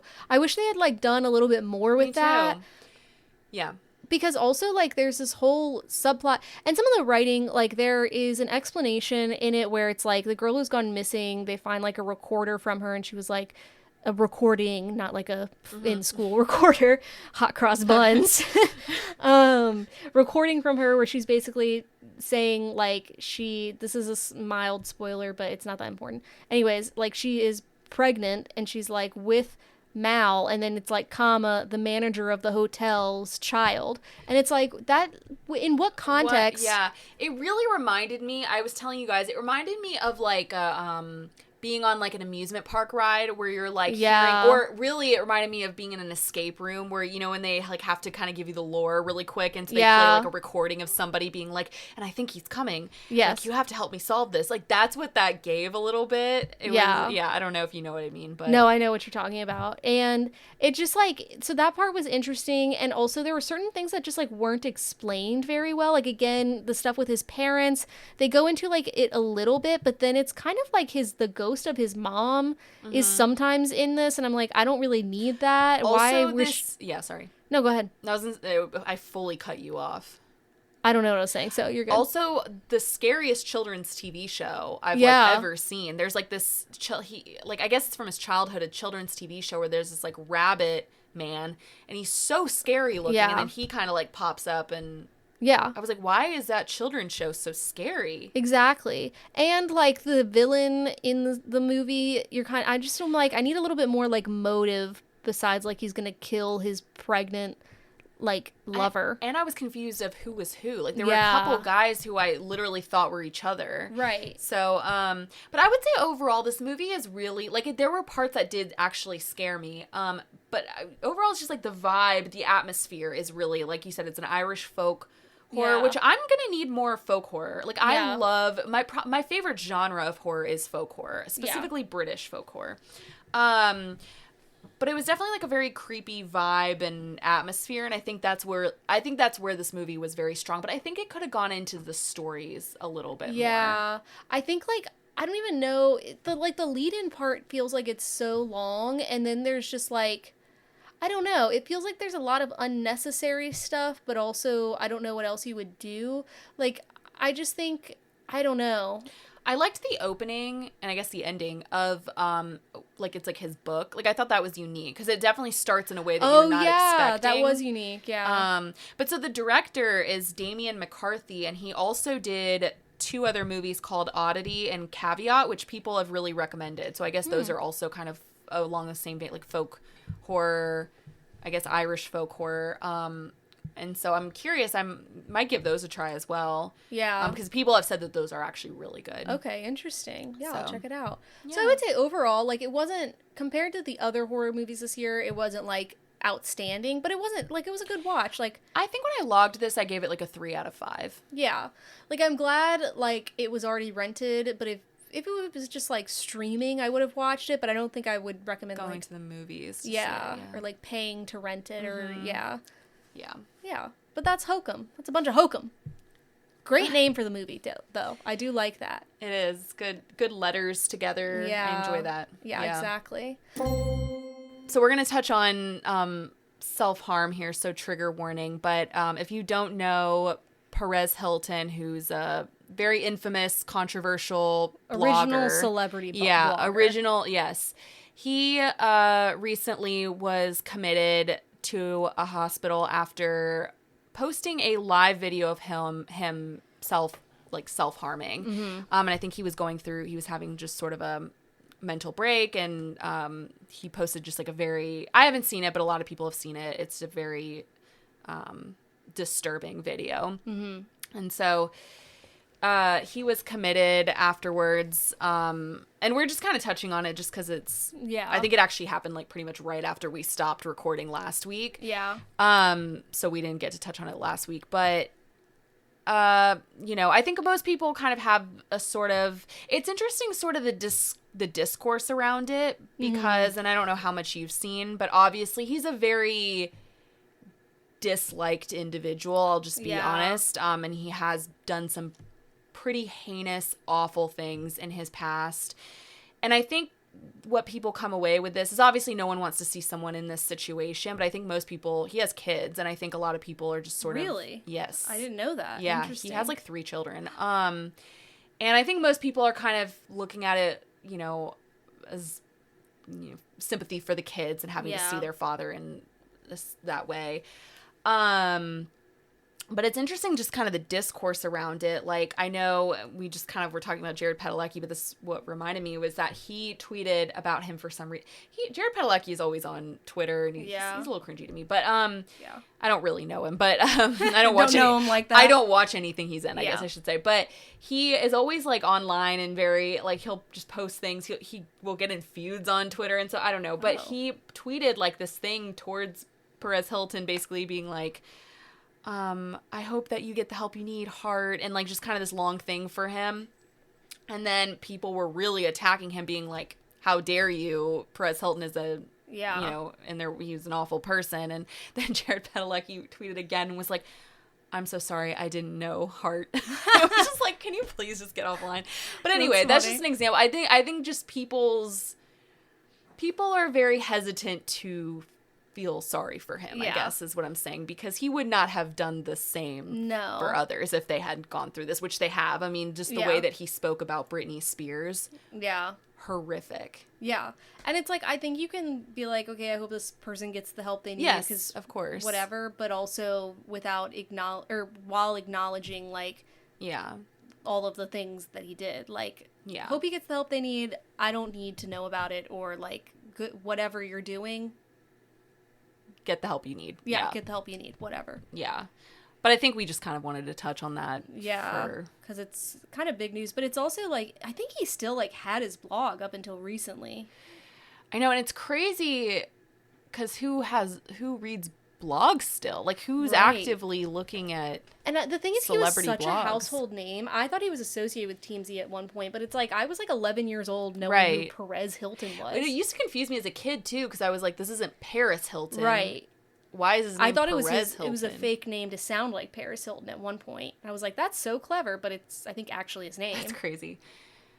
Yeah. Ugh, what a wild, it's just disturbing. Yeah, the things that happen, like, I feel like all of our, like, early 2000s stuff is just, like, coming, like, to roost. Do you know what I mean? Yeah. Which is interesting. Yeah. So another movie that also, like, truly had a great premise and did not follow through on it in the slightest. So much so that, like, so I watched The Last House that just came out. I think it was Friday on Netflix. It stars Wagner Moura and Greta Lee, who I love as actors. Like, I think they're phenomenal. I was kind of surprised that they signed on for this movie. I mean, considering he just, like, almost won an Oscar, I was surprised to see him in a sort of, sorry, but Netflix slop movie. Yeah. I mean, she was, like, in an Oscar-nominated film, too. Yeah, true. So I was like, interesting. And again, the premise is interesting. It's like one of those, like, Bird Boxy type sci-fi things where it's like, what if we take away this one thing? So it's basically like this family, which is like, they're the most like lovey-dovey family in the world, where it's like the parents are asleep and the kids like come in and they jump on the bed and they're like, mommy, like, are you ready for breakfast? Like that kind of thing. And their golden retriever. And I'm like, no family is like... And do like, they show them bantering at the table, but you're like, this isn't funny? Yes. I hate that. That's where they're just like, wow, this is a happy, healthy family. Yeah. Okay, gag. Like, who's... You know what I mean? Where I'm just like, even a happy, healthy family is not like this Meet the Robinsons ass bullshit or whatever. But anyways, so that already had an issue with. But the premise is basically like, they're in, I think, Seattle. It starts raining, this weird kind of rain, and they're like about to leave the house only to find out that they can't leave. Like, basically every entrance and exit of the house is sealed shut by whatever this like mystical rain is. That's kind of scary, actually. Yeah, it's like, and it kind of, I was like, this feels very obviously inspired by COVID, because like you see them doing like the COVID things where they're just like, okay, like now we're gonna like have a little like pajama party and we're gonna like stream all these shows, because for a while they have electricity. Are they not questioning why they can't leave? They are, but they can't. There's no like internet, there's no phone service or anything. They just have electricity, so you can like watch DVDs. Okay, and the like dream. Yeah, but like, so the only way they can communicate is they have like neighbors across the way, so they'll like write on their whiteboard or chalkboard. Can they leave? No, nobody can leave. Oh, okay. That's how how their house. Yeah, that's how it's called they. The Last House. So I don't. I think, well, because, so originally they start out, they're like, and again, this feels like very COVID coded, because they're like, this will only be a couple days, like, it'll be fine, blah, blah, blah. It's 5 years. That they're not questioning why they can't, because of rain, they can't leave their house. They aren't at first, but then it's like, basically, as always, it's like the little girl who like pieces it together, where she's like, I think there are like things out in the rain, like I think it's the rain, like, and to the point where it's like he is like trying to bust through a window and it's not letting him, because whatever substance is in the rain is like filling it in, basically like glue, and like you can't like dig your way out of the house type of thing. How do they get groceries and stuff? They don't. So this is, people have been saying online, they're like, the one thing I took away from this film is like, they have this scene where they're like, okay, well, how much food do we have? And they open their fridge and their fridge is stocked. Like they had just gone to the grocery store. Yeah. And everyone was like, damn, I need to go to the grocery store, because if this were me, I would last 3 days. Like I have nothing in my fridge / pantry. Yeah. So basically, like when they start running out of food, they have to like, and it's one of those things where it's like, these are apparently apparently the most ingenious people in the world because they figure out how, the mom figures out how to grow like tomato seeds like in the house by digging up part of the floorboard and like growing it there. And then the dad figures out eventually how to like hunt, I guess, by he like, and again, they have, I'm like, why do they have everything in their house? Like they have a bowling ball, they have all these like, and I get that you have kids, but I'm like, the amount of random stuff that you have in your house, I'm like, who has all of this? Yeah. But he basically like rigs this trap with like a pair of like rollerblades and like a thing because, and this is not explained, I think there's a pothole for some reason, there's Pothole. like, yeah, exactly. There's like a crack in their chimney. Oh, I thought you were trying to say plot hole, and you said pothole. I was like, it's plot hole. Oh, did I say pothole? Yeah. Sorry. And then I went plot hole, and you're A like, yeah, pothole- exactly. Pothole popped my tire the other week, so I'm feeling, Oh, no. you know, that's probably Wait, a subliminal thing. I don't know if I knew that. Oh, I did know that. Yeah, Okay, because then I sorry. fell in the grass and, like, it was bad. Yeah. Oh, Rough. Rougher than these people in this house. yes. But yeah, so it's like this whole thing where their like chimney is cracked, but the chimney is apparently the only thing like keeping the house up, and because of like the way the rain is like filling the cracks, it's like keeping the chimney from falling down. But like basically the flue at the top of the chimney breaks down or like flies down, so then they send the little girl up because she's the only one who can fit. Yeah. And she finds out like she can put her hand up into the air in the chimney. Okay. So but they can't go out through the chimney because none of them can fit. Well, they just break down the chimney. Like, just start breaking the house down. I think because, well, you don't want to do that much because if you can't get out, like, this is your, like, You're at your home. yeah. But I'm also like, why can she get out through the chimney? They can't get out through anything else. That's strange. But anyway, so he basically like sends a trap up through the chimney and into the yard, and he traps like animals, and then he brings it in, and then they kill them. Oh my and God. I want you to know also, people need to know a dog dies in this, and I knew immediately, and I can't believe I didn't turn it off because they have this old ass golden retriever that like you're looking at this dog. I'm like, the only reason this dog would be, I know the premise of the Yeah. movie from the trailer. I'm like, the only reason this dog would be in this movie is to die. Yeah. And it's like at a certain point, like the dog runs out of his old dog medication, and you just hear him like whimpering, Stop. Okay. and like I'm turning into you. Wagner Moura has to shoot him in the head. Like it's okay. awful. And where do they put him? That was another thing. So I think they ended up putting him in the freezer, but then they never Oh follow my back God. on that What because if they forget he's in? They're just like, oh, meat. well, because like the husband and wife have to have a conversation where they're like, I think, because she's like, let's burn the dog, so because otherwise, you know, it's just Yeah. meat stuck with us. And he was like, we may want that meat one day. Ugh. And she's like, I don't care what you do, just like don't like let me know about it or whatever. Oh my God. And they never, I don't think they ever go back to no. like mentioning if That's they eat the dog or horrific. not.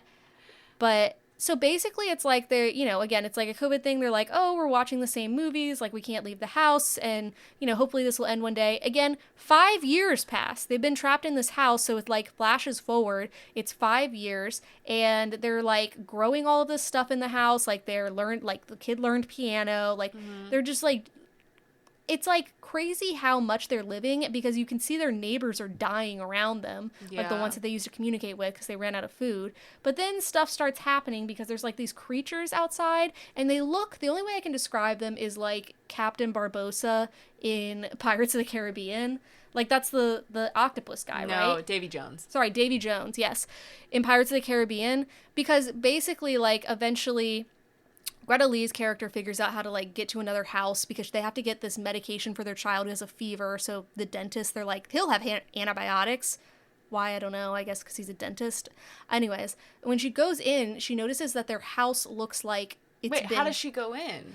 They figure out that if she goes in through the sewers for some reason, she can get out of the house. I don't know. So then just leave forever.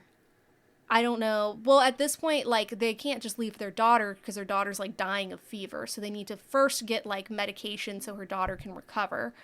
She gets the medication, but she's looking at this other person's house, and she's like, oh, it looks like this place has been flooded. Like, it looks like how kind of, like, the Titanic looks underwater, you know?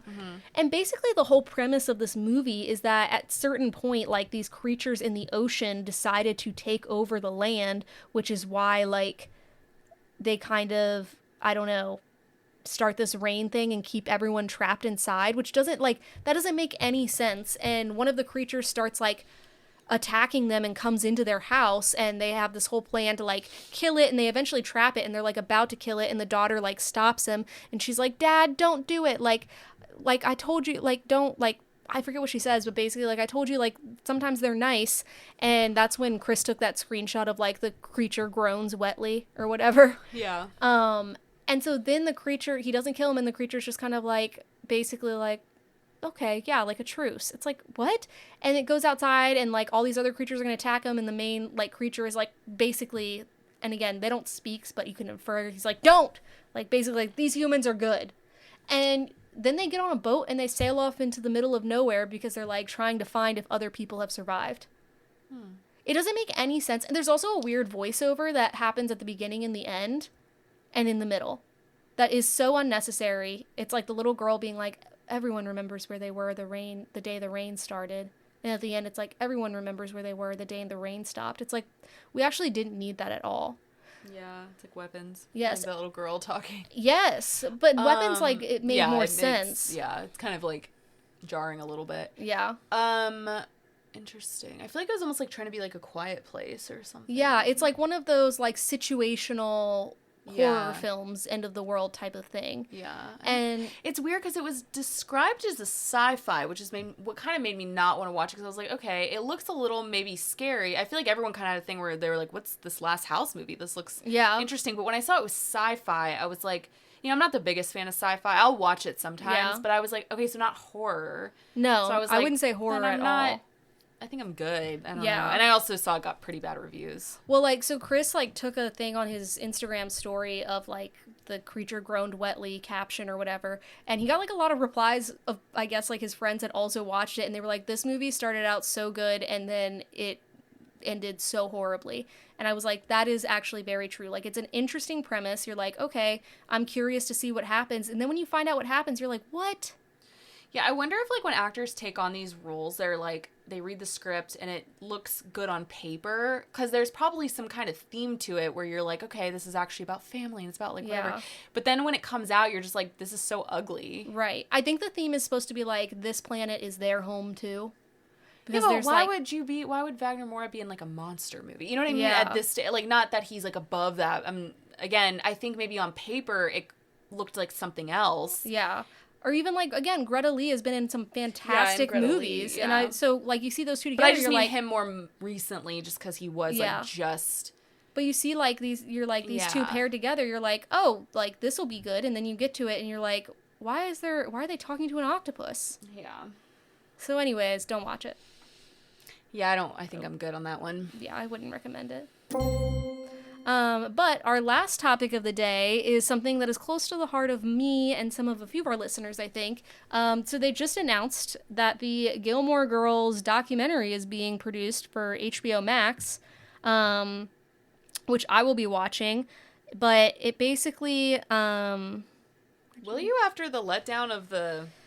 Because, okay, so, yes, here's another thing with, like, these shows where it's like, oh, we came out with Gilmore Girls, A Year in the Life. One of the worst things I've ever seen. Yeah. That was bad. But I'm like, this is about the making of the original show, which I think will be very interesting because there were huge, like, fractures after a certain point in the show, and you can tell, like, the, like, change in direction.